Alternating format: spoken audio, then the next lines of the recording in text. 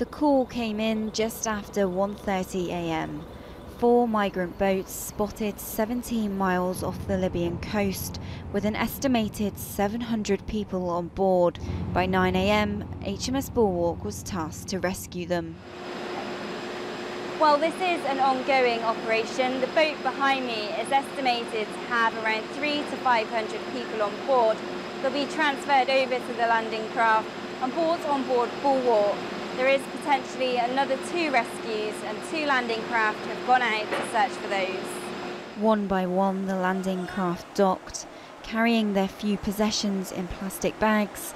The migrants offloaded, some requiring further medical attention. 29-year-old Favour Richards' waters broke on the landing craft with the expectation of a Bulwark baby to arrive overnight. In near silence, they made their way through the search bays.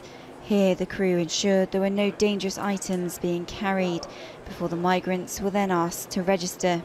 So yeah, in the last hour, we have the teams come in, they get searched, make sure they've got nothing on them they shouldn't have, and make sure there's nothing that can harm any of our team on board. We then process them, the tables there, try and get their nationality, how old they are, more importantly, if they're pregnant or any medical issues. If they are, we then send them to the medics to get treated, and if not, we just keep a record of how many people we have. And put them over into a safe area there for holding until we can transfer them later. And you're expecting a few more? Yeah, we've got about 136 through this morning so far now. As you can see, another LCU's just arrived. Looking at what we've got there in the search area, it'll be about another, at least that number again, probably up to about 300-400, I should imagine. They've come from Pakistan, Syria, Bangladesh, Morocco and Sudan, a handful from Ghana. Many have paid thousands to people smugglers just to get to Libya. There they boarded the treacherous boats, making the sometimes fatal journey to sea, all in the hope boats like HMS Bulwark will rescue them and take them to Italy. I'm from Sudan.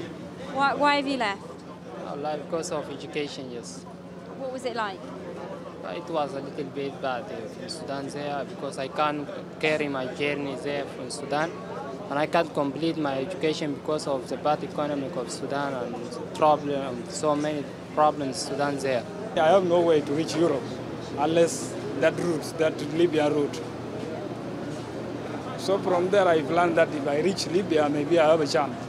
And I risk my life for what I see in my country. Did you leave your family behind? Yes, I leave them. As the day progressed, more and more migrants were rescued, making this the Royal Navy's biggest rescue to date. They will spend the night in Bulwark's vehicle deck, watched over by the crew. As for where they go now, that is to be decided by the Maritime Rescue Coordination Centre in Italy. Rebecca Ricks, Forces News on HMS Bulwark. So HMS Bulwark is now docked at the Italian port of Catania. Let's get the very latest now from Rebecca Ricks, who's just filed this report. Well, HMS Bulwark is now alongside in Catania in Italy, and in the next hour or so we're expecting the first migrants to be taken off. There's 1,100 to be taken off in total. They will then be handed to the care of the Italian authorities. They'll make it through a registration process, they'll be photographed, asked their names, identities, and then they'll be bussed on to locations around Italy. It's expected the process is going to take around 9 to 10 hours in all to get every single one of them off. And then the ship will need to be sanitised and restocked before it prepares to set sail in the morning to go back to that migrant hotspot and continue its search and rescue duty. So just ahead of the ship's arrival in Sicily, Rebecca spoke to HMS Bulwark's captain about the challenges ahead. The reality is that because of the unseaworthiness of the vessels and because they're so horribly overladen, they are putting themselves in great peril, or rather they are being put in great peril. The sea is an unforgiving environment. It's a huge expanse of sea here. We're talking about 260,000 square miles. If they're not found, they'll find themselves drifting into shipping lanes, perhaps overnight they're not lit, and a tanker that size of vessel probably wouldn't even notice if it hit one of them. So the chances of them actually being able to make it much further, particularly if the sea gets up, I think are slim. So they are in very grave peril. Can you just explain to us what the process is once we dock in Italy? We'll get alongside, and then we will expect to be met by the Sicilian authorities. They will be set up on the jetty, and we've been there before. We've done this with them beforehand. They are brilliantly professional. They've seen a lot of this, so they know how to go about their business. Once we're safely and securely alongside, we've spoken to the authorities, and they're content with what we've got.